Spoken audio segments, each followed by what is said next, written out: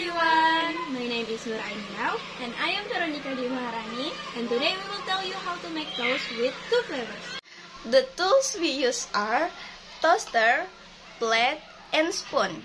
And the ingredients are white bread, chocolate, and strawberry jam.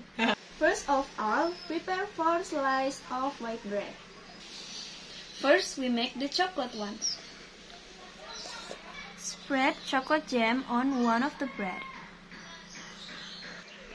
After that, cover with the other bread.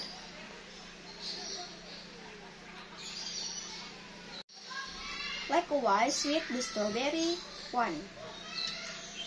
Spread jam on one of the breads.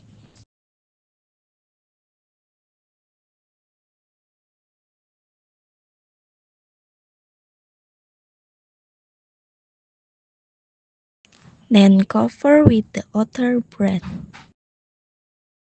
Then once the bread is ready, put it in the toaster.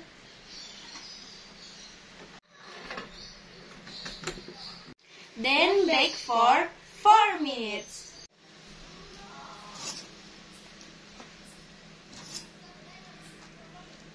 And our toast is ready!